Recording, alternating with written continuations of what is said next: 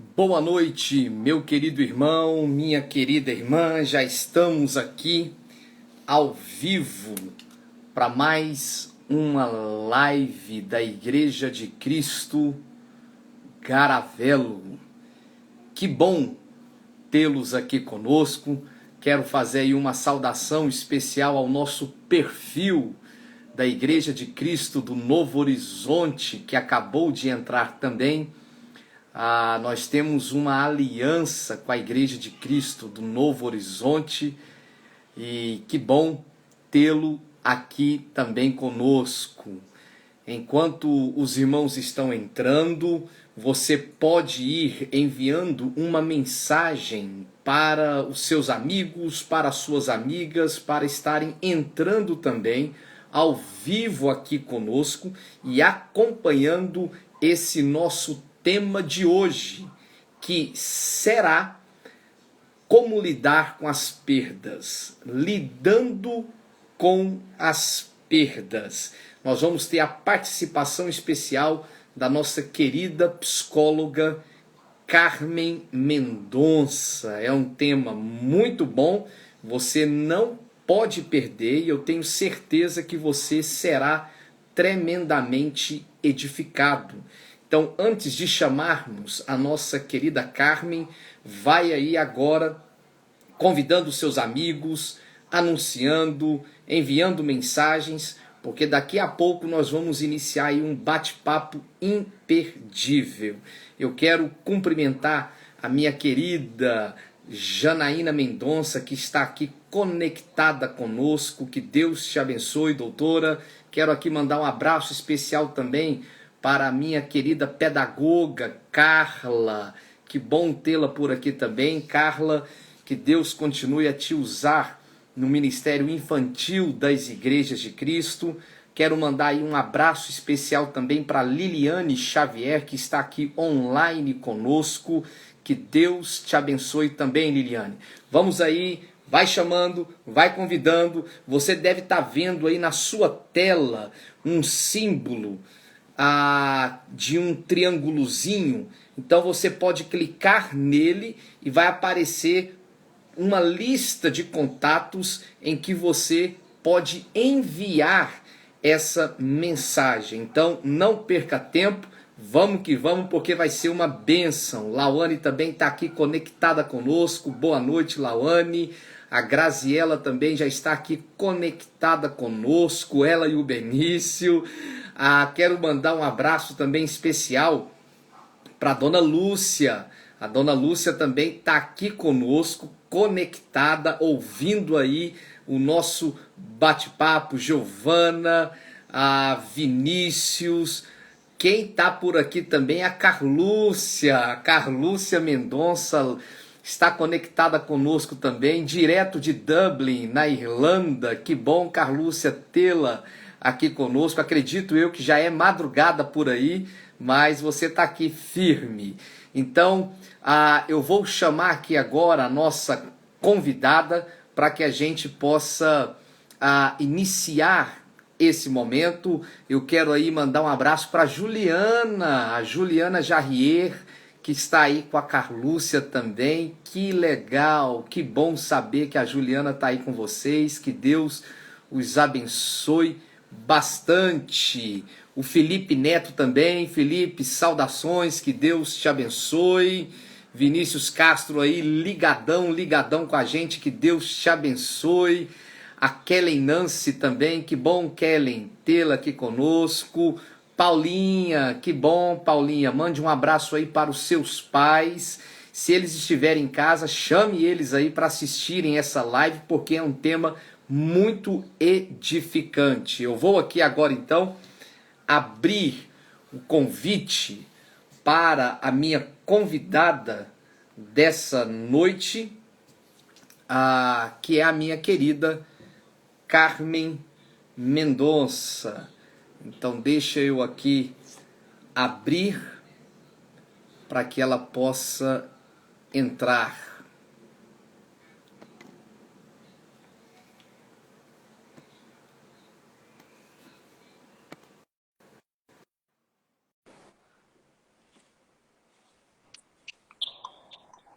Carmen, minha princesa, boa noite.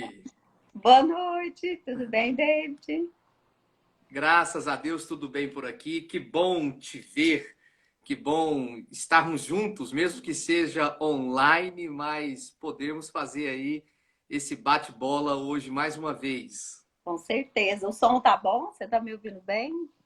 Estou te ouvindo bem, acredito eu que todos também que estão aí conectados estão também nos ouvindo bem e conforme a você que está nos vendo houver qualquer dificuldade, você pode ir digitando que nós vamos corrigindo. A Carlúcia, que está lá na Irlanda, está falando que o som está chegando legal lá. Então, se está Ai, chegando na ó, Irlanda, chegou na Irlanda, chega.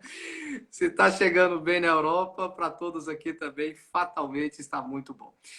Carmen, seja bem-vinda a mais um bate-papo da Igreja de Cristo Garavelo. Toda semana nós estamos fazendo aí uma interação com algum tema pertinente. E o tema de hoje, Carmen, é como lidar com as perdas, lidando com as perdas. Nós estamos vivendo um tempo de pandemia e um tempo que tem, sobretudo, trazido várias perdas, seja do ponto de vista econômico, seja do ponto de vista da saúde, seja do ponto de vista familiar também. Então, Carmen, eu começo fazendo uma pergunta para você. Antes de mais nada, deixa eu falar para alguns telespectadores que talvez ainda não conheçam a Carmen, mas a Carmen ela é psicóloga e ela é terapeuta, já atua há mais de 20 anos nessa área e Deus tem usado a Carmen não apenas no sentido técnico da palavra, mas também de uma forma espiritual para que através do conhecimento e da experiência dela, ela possa ajudar muitas pessoas. Então, Carmen, vamos lá para a nossa primeira pergunta. Para a gente prosseguir, o que seria perda? O que a gente podia definir ou conceituar como perda? Então, no sentido específico da palavra, perder alguma coisa. Mas quando a gente fala no estado emocional, é perder algo que tem um valor afetivo para gente. E essa perda, ela pode ser vários tipos de perdas. Pode ser, como você colocou, pode ser de ordem econômica, pode ser de ordem física, pessoas, né? Perdendo pessoas e situações, posições em que a gente está. Então, a perda é perder algo, e quando se fala das emoções, perder algo que tem um valor emocional para a gente. E o tamanho dessa perda vai determinar o quanto isso é comprometedor emocionalmente. Se é algo que eu tenho um valor muito, um afeto muito grande por aquilo, então essa situação para mim vai ser uma perda muito grande. Então vai depender de como realmente é o meu afeto com relação àquela perda, a importância daquilo para mim na minha vida, entendeu? Perfeito. Então, por exemplo, Carmen, a partir desse conceito de perda está ligado a algo afetivo, a perda, então, de fato, ela pode se dar de várias formas, né? Eu até gostaria que você, então, nos especificasse aí alguns exemplos de perda, porque, por exemplo, se eu tenho uma relação afetiva com o meu time de futebol, ou com um objeto, ou com um ídolo, seja musical, ou seja em qualquer outra área, e de repente eu perco isso de fato pode causar uma instabilidade emocional pela minha relação de afetividade com essa pessoa, com esse objeto. Seria isso? Exatamente. E essa perda emocional, ela se dá em todas as áreas da nossa vida. Então, colocando agora dentro do nosso contexto, né, não dá para não falar do contexto em que a gente está vivendo, nós estamos vivendo inúmeras perdas em inúmeras áreas da vida. É o que faz com que a situação, com que a pandemia nos traga um sofrimento muito maior, porque num cotidiano normal, você tem ali o seu emprego, você está estável no seu trabalho, você está estável na sua relação familiar, e de repente você perde um amigo. Então você tem um suporte para te dar uma força emocional com essas outras áreas da vida que está indo bem. Né? E, na verdade, com a pandemia, nós tivemos muitas perdas em várias áreas, em diversas áreas. Para uns foi mais intenso, para outros menos. Em algumas áreas é mais difícil lidar com uma perda do que com a outra, dependendo, como você disse, do valor afetivo. Então, a perda, ela acontece nas diversas áreas. E, nesse momento, a gente está vivendo, assim, é como se fosse um boom de perdas ao mesmo tempo em várias áreas. É isso que causa todo o transtorno, todo o estresse na nossa vida. A perda até do ir e vir, né? Eu acho que uma das perdas que foi mais significativa para nós foi o não poder escolher aonde ir e vir, principalmente para nós que vivemos numa democracia. Talvez para as pessoas que vivem no comunismo já acostumaram a lidar com isso. Então, percebe como o valor da perda tem muito a ver com a questão afetiva? Então, para uma pessoa que já vive privada de muitas coisas, como num regime comunista, ele não sentiu tanto a questão de ficar privado, sair de casa. Nós não, ninguém manda em mim. Eu saio a hora que eu quero, faço o que eu quero, vou para onde eu quero, assisto o que eu quero, vou nos shows que eu quero. Ninguém determina isso para mim. Então, para nós tem sido muito complicado. Realmente, isso é uma situação bem complexa para administrar. Perfeito. E aí, Carmen, você tá entrando num assunto que eu acho super interessante, porque a, a perda, ela pode, de fato, então, identificar algumas coisas que para nós, por causa do cotidiano, deixaram de ter valor e, de repente, a perda me mostra o quanto aquilo era importante para mim. Por exemplo, você disse da questão da nossa liberdade de ir e vir. Nós somos latino-americanos e o latino gosta de abraçar, o latino gosta de. O David adora abraçar, né? Adoro abraçar, a gente gosta de dar um beijo, a gente gosta de reunir na mesa, sorrir, conversar, e agora tem todo um protocolo, né? E de repente, você fala: Meu Deus, eu não sabia que um abraço era tão significativo. Ou existe aquele ditado: valoriza depois que perde. Então, essa situação de você lidar com essa consciência de que aquilo significava ou significa algo muito importante para você e você passa a ter consciência, às vezes, apenas por causa da perda? Para explicar um pouquinho esse processo, a gente tem que entrar um pouco no conceito de luto, Cleide. Então, existe uma forma didática, né, de alguns teóricos da psicologia que colocou algumas fases que se vive no luto. Então, perda emocional significa que eu entro em luto, eu me enluto por aquilo, ou seja, eu vou viver um sofrimento por aquilo que eu perdi. Nesse momento, o que está acontecendo? É muito importante falar dessas fases, embora elas não aconteçam de uma forma certinha, linear. Nem todo mundo passa pelas mesmas fases, mas é uma forma da gente entender de como a gente administra a perda. Então, falamos de perda, agora vamos falar como administrar a perda. Administrar a perda é passar pelo luto. Então, o luto ele é essencial na vida da gente.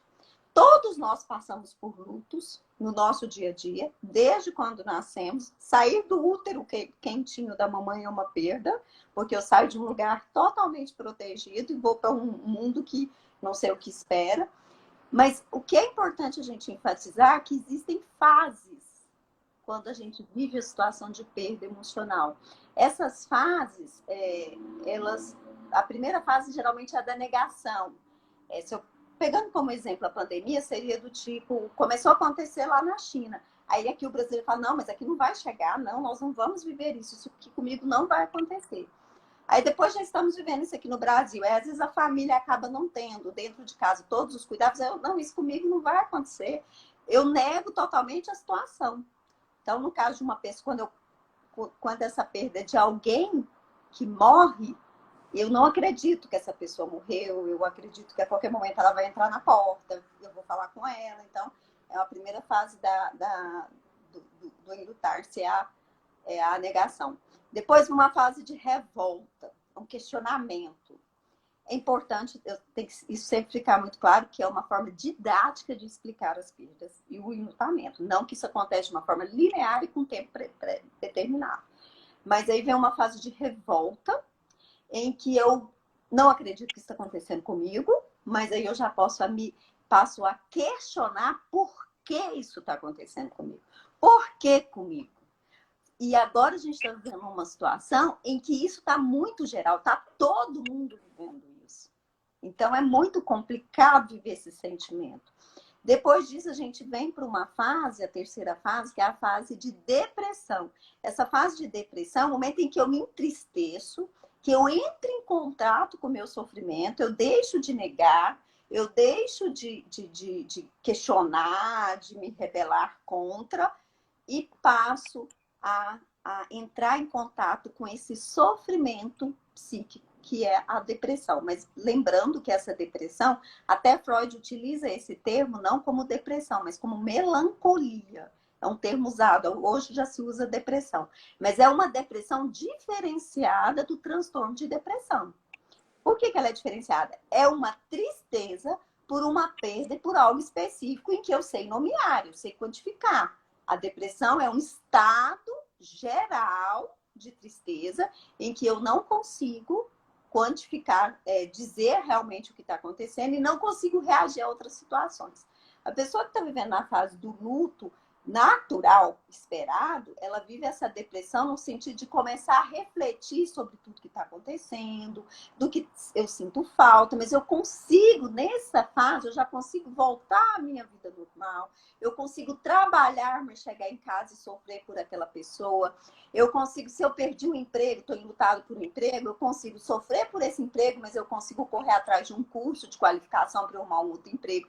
Então, eu não vivo só, eu não tenho aquele sintoma clássico de depressão, eu só simplesmente entro em contato com o sofrimento psíquico da perda, né? E aí, por último, vem a fase de reparação, que é a que a gente espera que todo mundo chegue, que é a fase onde eu elaboro tudo isso e consigo retomar de onde eu parei quando eu fiquei enlutado. Alguns teóricos falam que isso pode girar dependendo do nível emocional da situação. Então, assim, de um ente querido muito próximo, de uma perda muito significativa para a gente, isso gira em torno de 1 ano, 2 anos. Mas não necessariamente isso pode acontecer. Tem gente que lida com isso e 1 semana ela vive por todas as fases. Tem gente que lida com isso, um dia ela consegue reviver toda aquela angústia, aquela situação, e logo ela vai para frente, né? Que é a chamada resiliência, que vai depender muito de como eu lido com as minhas dificuldades para poder entender como eu vou passar por esse luto. E um dos lutos mais difíceis que a gente passa é o luto por algo que continua existindo e eu não tenho mais.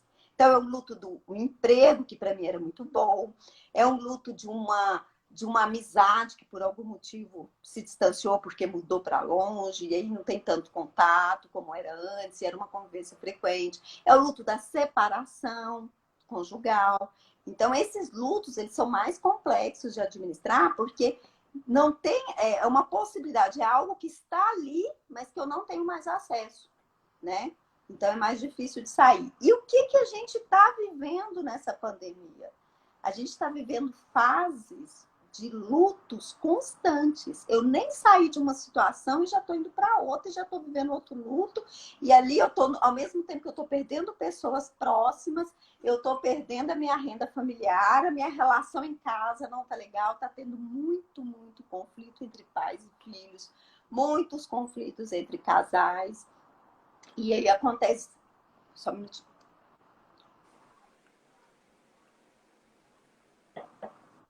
Então, é como se houvesse uma retroalimentação de perdas constante. E aí, o que a gente tem observado emocionalmente? O adoecimento emocional tem sido, para alguns, um gatilho para adoecer emocionalmente. Tem sido para outros que já são adoecidos e que estavam bem equilibrados, que estavam em terapia, já conseguiram controlar suas emoções, suas dificuldades, seus transtornos psíquicos, tendo recidivas, tendo recaídas, porque ele perdeu o controle.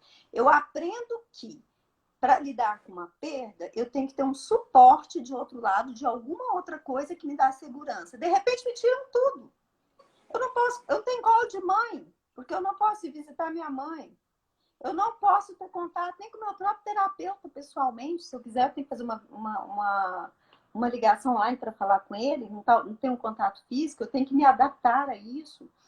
Até os médicos têm feito consultas online. Então, assim, há uma perda de relações pessoais que tem mexido muito com a gente. Talvez é a perda mais difícil que a gente tem enfrentado, porque o ser humano é um ser de relação. Nós nos relacionamos em todas as formas, numa compra que você faz no seu trabalho, com a família. Não tem como, é um relacionamento. E, de repente, tudo isso foi tirado. Então, a gente está vivendo uma confusão nesses conflitos. De repente, eu já estou vivendo uma fase já de aceitação de uma perda que eu tive por algo que era muito bom para mim, que era poder sair, fazer caminhada ao ar livre. Eu já me conscientizei que eu tenho que fazer atividade física dentro de casa. Aí, a hora que eu já estou administrando isso, vem a perda de algo que eu não esperava. Então, eu mal começo quando eu não vivo tudo de uma vez.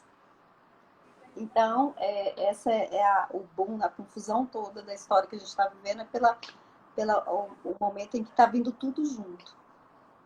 Perfeito. Carmen, você disse algo muito interessante, que a fase do luto, da perda, são várias fases e para alguns pode ser 1, 2 anos, outros pode ser uma semana, outros pode ser até um dia.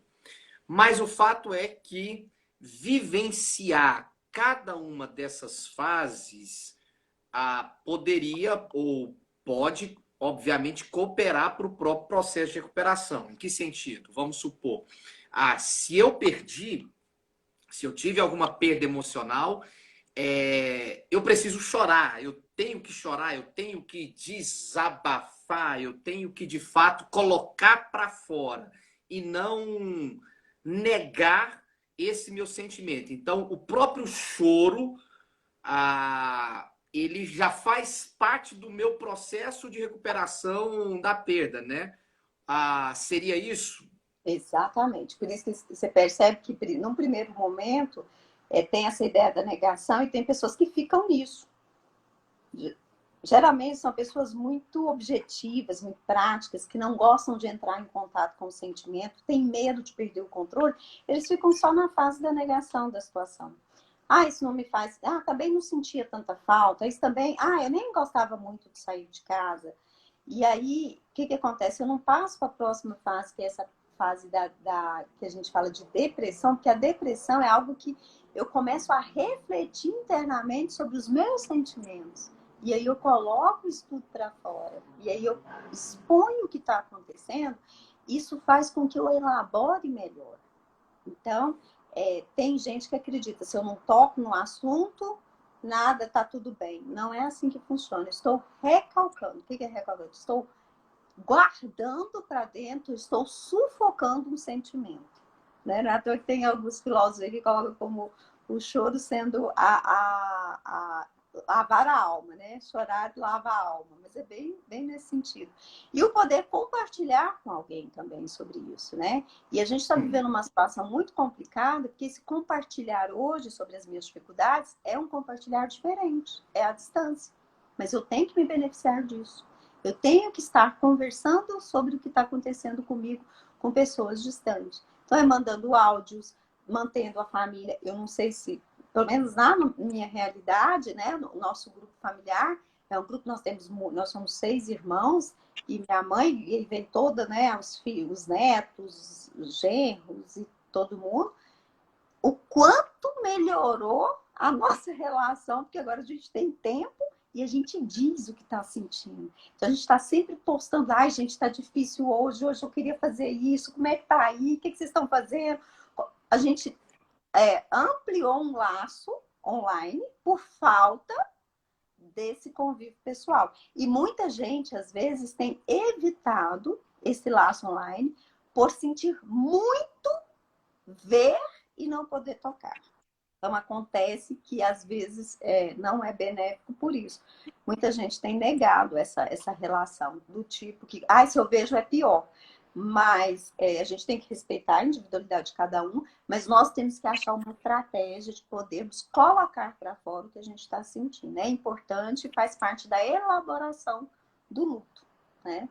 Mas assim, eu sinto dizer que o luto patológico, tem gente que está vivenciando o luto até hoje, de perdas, lamentando por algo, até hoje, depois de 10, 20 anos. Isso não é só com a morte, com várias situações.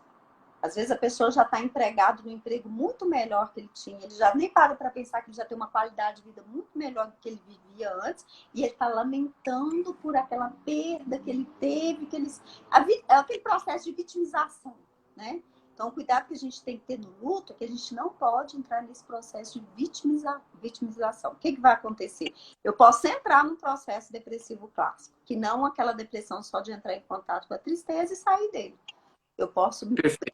E às vezes, a Carmen, pegando essa situação, porque uma coisa é importante, como a Carmen disse aqui, na vida, quando nós lidamos com perdas, faz parte do processo você expressar seu sentimento e chorar. E mais do que isso, você ter alguém com você. Por isso que a Bíblia diz, chorai com os que choram e alegrai com os que se alegram. Então, você precisa de alguém que vai chorar com você, que vai te abraçar e que também vai sorrir com as suas alegrias. Mas tem esse outro lado, que é essa pessoa que vivencia o luto e ele passa a cultuar esse luto, Carmen. E às vezes a ideia que eu tenho é que ela às vezes se sente, por exemplo, em dívida com a pessoa que morreu e para ela cultuar esse luto, vivenciar eternamente esse luto, ameniza a culpa que ela sente ou ameniza o sofrimento dela de pensar, eu podia ter feito alguma coisa, não fiz e tudo mais. Então,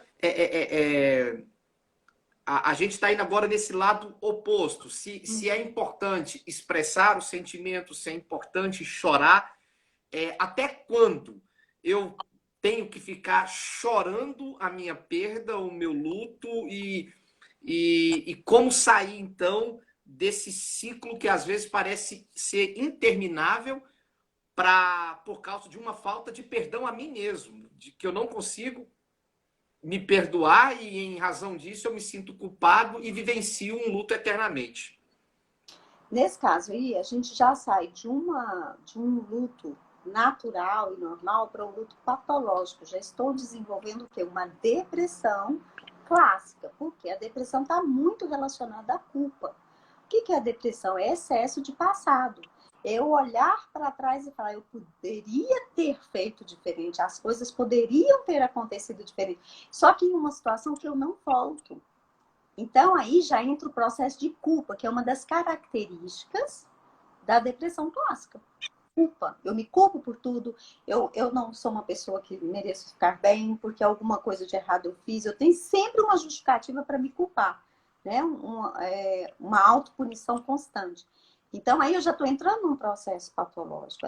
Não tem um prazo, eu não posso dizer que você vá viver o luto por um ano, então da parte disso é patológico. É muito mais a valorização e a forma como você demonstra esse lutar que vai identificar como algo patológico. Até porque o que diferencia o luto da depressão é justamente eu me lutar por uma coisa específica, que eu perdi alguém e logo saiu disso. Agora, se eu já comecei entrando com culpa, porque eu não tive um bom relacionamento, porque eu devia ter feito diferente. Você tá vendo como é que eu tô ampliando? Já deixou de ser, estou triste porque eu te perdi. Eu já estou questionando coisas que já aconteceram. Então, já começa a ser algo que tem que ser tratado e que precisa de ajuda, né? Para elaborar esses pensamentos que a gente chama de pensamentos disfuncionais. Nós, seres humanos, temos um defeito grandioso, todos nós. Nós achamos que nós somos Deus. Nosso grande problema é esse, que nós somos onipotente, onisciente, onipresente. Quem acha mais isso é os que se sentem mais culpados, porque eles acham que eles poderiam ter evitado a perda. Eles poderiam, eu poderia, se eu soubesse, eu poderia ter cuidado antes, se eu soubesse, eu teria levado ao médico, se eu soubesse, eu teria prestado mais atenção no que eu estava fazendo no meu trabalho, se eu soubesse que ia vir essa pandemia, eu teria visitado todos os meus familiares que faz tempo que eu não visito, que agora eu vou ficar muito mais tempo sem ver. Então, sabe, esse questionamento, aí eu já entro num processo patológico, justamente por causa dessa onipotência de achar que eu tenho poder de resolver as coisas. E aí entra a falta de fé mesmo, né? E a gente vai entrar na espiritualidade. O quanto a espiritualidade nos ajuda a sair do luto. Isso é uma questão de pesquisas científicas, que quanto mais a minha espiritualidade, o meu relacionamento com Deus é mais íntimo, eu consigo sair melhor disso, porque não existe essa culpa. Eu faço a reparação, porque Perfeito. eu faço a reparação do que vivi, o que foi culpa minha, eu peço perdão, mas passou, não dá para refazer, e agora daqui para frente. Perfeito. Eu tô arrepiado com o que a Carmen está falando, porque para mim isso não é de fato apenas uma verdade técnica, mas é uma verdade intrínseca à existência humana. Você que está nos vendo aí, como a Carmen disse, você e eu, nós não somos Deus. Você não tem todo o controle da vida na sua mão. Então, se porventura você perdeu alguma coisa e perdeu alguém ou perdeu alguma situação, embora você deva fazer uma leitura do que você podia ter feito ou não, mas o fato é que você não tem o controle sobre todas as coisas. Então, não deixe que a culpa devore a sua alma, não deixe que a culpa atormente eternamente o seu espírito em um regime de escravidão perpétua. Mas, Carmen, nós estamos falando no início, você definiu bem a questão do que é uma perda afetiva. O Paulo apóstolo, ele escreveu algo muito interessante em Filipenses, quando ele fala do processo de conversão dele. E aí, ele falando do processo de conversão, ele fala que ele perdeu muitas coisas por ter se convertido a Jesus. Entretanto, ele diz que aquilo que ele perdeu em comparação ao que ele ganhou com Cristo, não significava nada.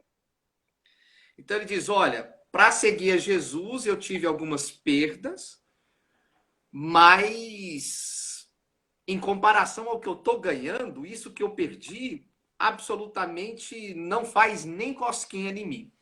E a impressão que eu tenho é que ganhar ou perder, como você disse, está intimamente ligado à questão afetiva, está ligado à questão de gerir, administrar os meus sentimentos em relação àquilo. Então, quais são as dicas que você dá para que essa pessoa que está nos vendo possa administrar melhor as emoções, administrar melhor os sentimentos quando se está diante de uma perda? Então, como você colocou, é importante a gente entender que para viver algo muito bom, às vezes a gente tem que abrir mão de outras coisas, que foi o exemplo que você deu. Aí são as perdas necessárias, né? Perfeito. Então vamos pensar, eu quero construir uma família, quero me casar e ter filhos. Eu vou abrir mão de quê? Da liberdade de ser solteiro. Mas o que eu vou ganhar vale muito mais porque eu quero, eu vou investir nisso. Então são perdas necessárias. Porém, tem pessoas que não conseguem perder de jeito nenhum. Então, eu quero ter a minha vida de solteiro e quero ter a minha vida de casado. Então, a gente tem que entender que não existe dois corpos, isso é física, né? Dois corpos não ocupam o mesmo lugar ao mesmo tempo. Então, existem a necessidade de perdas. Então, nesse sentido, hoje, o que a gente tem de dica, primeiro é avaliar que tem perdas que eu não escolho fazer, tem perdas que eu necessito fazer, eu preciso abrir mão de algumas coisas, para me alavancar. Tem uma visão que a gente tem observado, né, psicologicamente, né, vendo alguns autores falando sobre, alguns teóricos falando sobre esse momento. Por mais que a gente está falando muito que está perdendo, é importante a gente falar que a gente está ganhando. A gente está ganhando uma conscientização maior de valores, a gente está buscando uma reflexão maior sobre coisas simples que a gente não dava tanto valor. Então, nesse momento, a dica que eu dou é a gente focar no que eu estou ganhando. Porque, veja bem, eu sei que é uma máxima isso, que a gente fica escutando de todo mundo, mas nem sempre é uma prática, até tem muita gente muito incomodada com essa situação, e dizer, poxa, não é assim não, eu não estou achando ruim cuidar dos meus filhos, eu não estou achando ruim ficar em casa, parece que está todo mundo reclamando, mas na prática nós temos essa tendência de lamentar por aquilo que eu não tenho acesso. Então, quando eu estava trabalhando, a primeira live que a gente fez, no comecinho da pandemia, foi sobre isso. Eu estava trabalhando num ritmo aceleradíssimo, eu reclamava de não ter tempo para sentar para comer, de não olhar para o meu filho, colocar ele para dormir, e reclamava dessa correria. Hoje eu reclamo porque eu estou ociosa, porque eu não estou vivendo um ócio porque as coisas... Ou então porque eu estou fazendo coisas que eu não gostaria de estar fazendo dentro de casa e que antes eu queria ter o prazer de poder sentar de frente para a TV e assistir uma série. Hoje eu não faço isso. Eu reclamo que eu tenho que ficar em casa, mas não tenho paciência de assistir uma série. Então, a dica que eu dou é reavalie os ganhos, não foquem nas perdas. O que eu estou ganhando nesse tempo? E também de vivermos esse momento da forma mais saudável. Viver esse momento é descobrir coisas novas dentro de um ambiente que é antigo. Descobrir coisas nas relações que a gente não tinha. Então é importante, porque o maior problema que nós vivemos quando a gente vive situações de grandes perdas é o lamentar constantemente. E nós precisamos viver daqui para frente. E para isso eu tenho que deixar para trás. Então, o que eu preciso fazer? Reinventar esse momento. Porque eu ainda vou ter saudade. Pode ser por mais louco que seja, eu ainda posso ter saudade. Bons tempos, aquele que eu podia ficar em casa, poder fazer meu almoço tranquilamente, sentar para comer com tranquilidade, voltei a correria. Então, a gente já prevê pessoas lamentando porque acabou a pandemia. Então, a dica maior é se reinvente. Converse com a família, converse com as pessoas que você convive dentro de casa, busquem coisas que causam bem-estar, evitem ficar focando só no que se está perdendo, porque isso não tem uma escolha. Perfeito. Isso me faz lembrar, Carmen, o cego de Jericó. A Bíblia descreve esse homem como sendo cego, então ele tinha uma perda física, que era a perda da visão. A Bíblia fala que ele era mendigo, então ele tinha uma perda econômica, ele não tinha dinheiro. E a Bíblia fala que quando ele começou a clamar o nome de Jesus, as pessoas mandaram ele calar a boca. Então ele também tinha uma perda afetiva social, porque ele não tinha amigos. Então ele era cego, pobre e sozinho. E mesmo diante desse quadro, ele usou a audição dele para ouvir que Jesus estava passando naquele lugar, então ele explorou a audição. Ele falou, bem, eu não tenho visão, eu não tenho dinheiro, eu não tenho amigo, mas eu tenho boca, e eu vou gritar esse cara aqui, esse cara vai me ouvir. Ele vai ouvir e vai me parar. E de fato ele grita, e ele fala, ó, filho de Davi, tem misericórdia de mim, e Jesus para atender esse cara. Então, era um cara que tinha perda física, econômica, socioafetiva, mas, como você disse, ele tinha boca e tinha ouvido. Então ele falou, vou utilizar a minha boca e o meu ouvido para... Agora, você disse algo muito importante, Carmen, que as perdas são necessárias. Eu estou vendo aqui que algumas pessoas estão entrando. E lembrar vocês que assim que acabar essa entrevista vai estar disponível no Instagram da ICG e a partir de amanhã vai estar disponível também no nosso canal no YouTube, tá? Então você pode depois pegar o início e as perguntas que eu fiz para a Carmen. Mas, Carmen, nós vivemos numa geração narcisista. E muitos pais educam os filhos na perspectiva de que eles são os melhores do mundo, eles são tudo, eles têm que ganhar, eles têm que vencer. E aí, às vezes, nós vamos percebendo que na própria educação, o menino não é ensinado que as perdas fazem parte da vida. Que no futebolzinho dele, o time dele não vai ganhar todo o jogo. Que na dama, ele não vai ganhar toda vez que ele for jogar dama. E aí eu percebo até muitas crianças e muitos adolescentes que ficam irritados e querem quebrar tudo porque perdeu. Como trabalhar esse processo de educação com os filhos, de que existem perdas necessárias e na vida, nem sempre a gente vai ganhar, vencer. Vai ter dia que nós vamos perder. Então, como trabalhar esse processo de educação com os filhos? Então, essa situação da perda, primeiro que dentro do desenvolvimento é natural, numa fase do desenvolvimento, a criança tem essa dificuldade de lidar com os nãos. Isso vai acontecer lá com 4, 5 anos, é quando a criança está ali consolidando a personalidade dela, assim, aquilo que ela, né, ela está conquistando o espaço dela, então ela começa a questionar os pais. Se isso não é pontuado, se isso não é reforçado para que a perda é necessária, essa criança pode gerar um transtorno daí para frente, que é aquela dificuldade de lidar com o não. E aí qual que é o grande problema disso?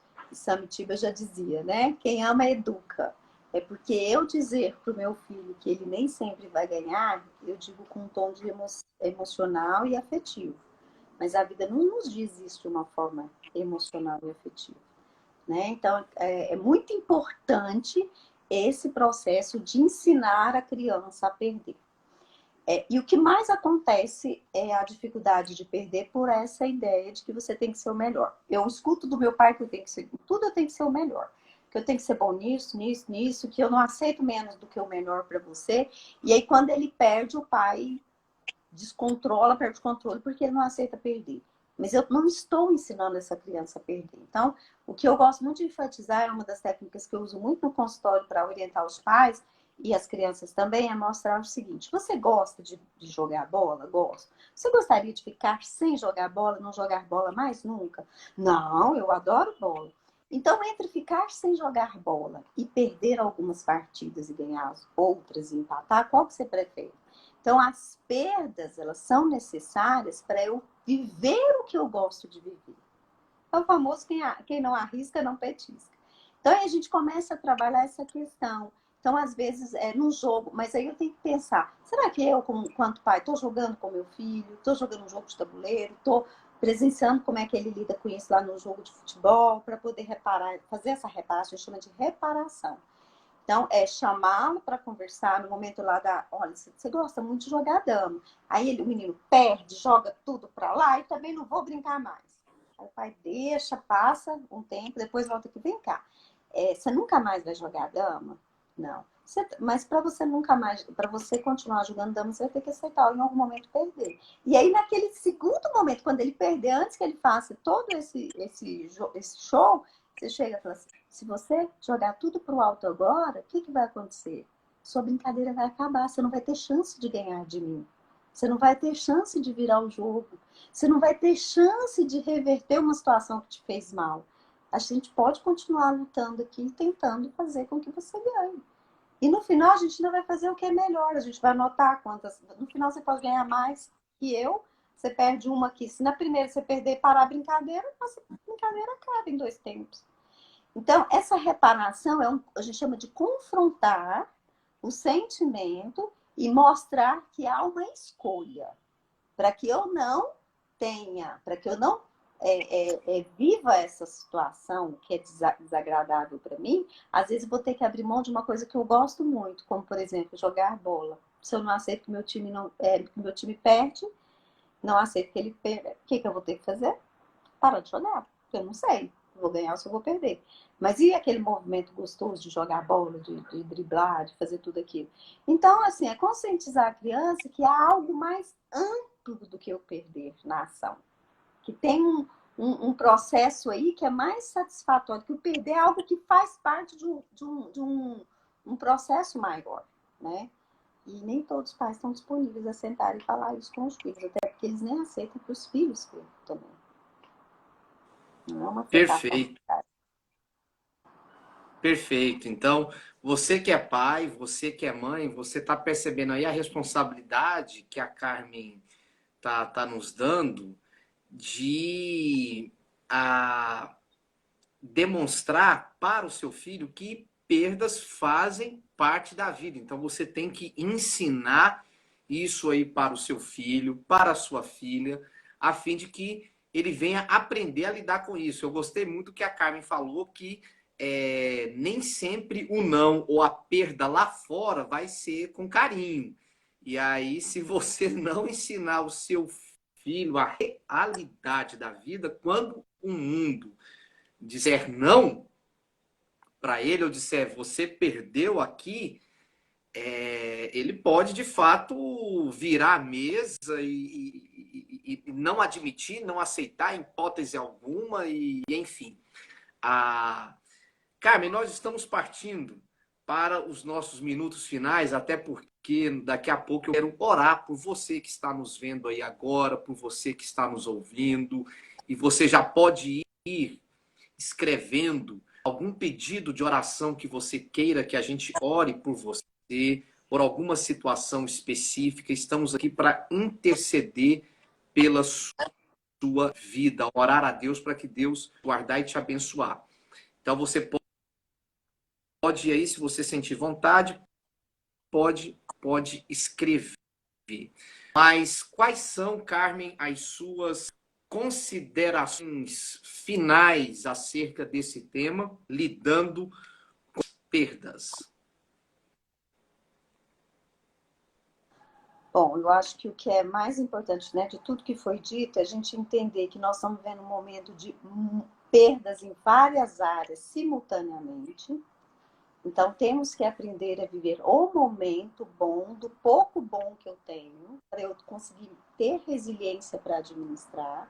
Sempre que vier uma situação ali de perda, seja qual for, parar, refletir sobre o que está acontecendo, o que eu dou conta de fazer, porque às vezes a gente, nessa situação, a gente lida com perdas, às vezes 3, 4 perdas em áreas diferentes num dia só. Então é importante viver aquele momento ali, né? E tentar administrar aquele momento e não ficar revivendo aquilo, porque vai vir outras perdas. Isso é resiliência, é tentar administrar isso. E o que é mais importante com isso é buscar ajuda. Então, assim, se eu tô sentindo que tá pesado hoje, eu tive 4 informações muito negativas na minha vida, buscar ajuda no sentido, eu não estou falando no sentido terapeuta, prático, né? Buscar ajuda daqueles que você confia, daquelas pessoas com quem você pode contar, para você desabafar, para você pedir uma ajuda. É muito importante que a gente compartilhe o que a gente sente. E principalmente nesse momento em que estão vindo muitas situações nos atropelando. A hora que você acha que você está administrando uma coisa, vem outra, vem outra. Então é muito importante as relações sociais. E reinventar-se nessas relações sociais. Não, nem sempre eu vou ter colo físico, mas eu posso pedir um colo, né, à distância. Isso é que é importante. Então, buscar as redes de ajuda nos ajuda bastante. Estarmos, né, focados no grupo, focados numa comunidade, isso é muito importante, porque isso nos ajuda, porque quando eu vejo que o outro está vivendo o mesmo sofrimento que eu, de certa forma, me dá um pouquinho de alívio de entender que isso não é uma coisa, uma carga tão pesada, que isso está acontecendo só comigo, não é só eu que estou sofrendo desse jeito, e evita mais a vitimização. Perfeito. Essa questão da reinvenção, dizem que se você retirar a palavra, a letra S da palavra crise, ela vira CRI, né? Então, toda crise é uma oportunidade para você criar, como aquele ditado popular, muitas das vezes você se reinventa para a sua vaquinha que dava leite morreu, e aí você tem que descobrir novos caminhos, e esses novos caminhos acabam sendo melhores do que os antepassados. Bem, a Carmen, antes de orarmos, eu quero te agradecer mais uma vez. Obrigado por, por ter nos doado o seu tempo e estar aqui conosco. A Giovana Mendonça falou que você é a psicóloga mais linda que tem. Ela deixou registrar nas nossas mensagens. Muita gente aqui mandando um abraço para você. E nós vamos estar orando aqui agora. Carmen, mais uma vez, nós vamos orar pela família da Liliane pela oportunidade, pela confiança, Xavier, né? que A Liliane, gente, a minha secretária. eu hoje um tio. Então, quero mandar um abraço para ela também. E vamos interceder, vamos orar também pela Viviane Rocha. Viviane, é uma pessoa muito querida. Que está pedindo aqui uma oração também.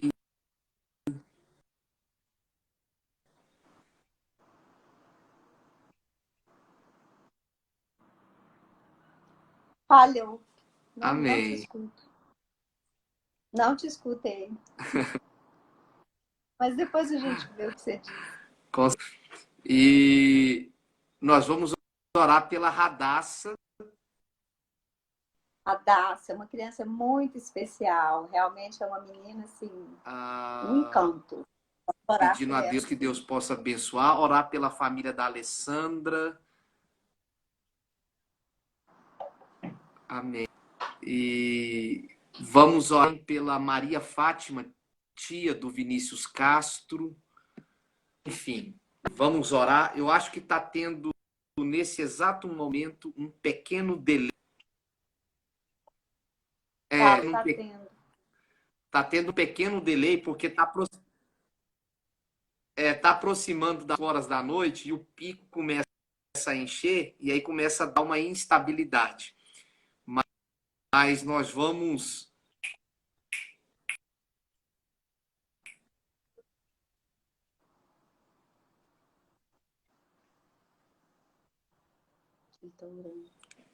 Bem, então vamos orar ao Senhor Jesus. Nosso Deus e Pai, que o Senhor possa, nessa hora, abençoar a todas essas pessoas que estão nos vendo, nos ouvindo. Nós agora erguemos um clamor de oração pela vida da Dani, Senhor, pela vida da Carla, da sua amiga que perdeu um filho, a Glênia. Senhor, em o nome de Jesus, nós oramos agora, meu Deus, pela família da Alessandra. Pedimos ao Senhor que o Senhor a visite. Deus abençoe no nome de Jesus a vida da Maria Fátima de Castro, que está hospitalizada, entubada, Senhor, que tu possas visitá-la. Guarde a família, Senhor, da Alessandra, os filhos Eduardo, Lissa, meu Pai, abençoe também o divino, a Helena. Senhor, em nome de Jesus, nós oramos agora pela Radassa. Pedimos ao Senhor que o Senhor aguarde, abençoe. Ó Pai, visita também a Viviane, Senhor, toda a sua família que hoje sepultou o seu tio. Que o Senhor guarde a sua família, a todos, ó Deus, que estão nos vendo, nos ouvindo, em qualquer lugar que estejam. nós pedimos a bênção do Senhor no nome de Jesus. Amém, Senhor. Amém. Que Deus possa nos abençoar. Um obrigado a todos. E a nossa live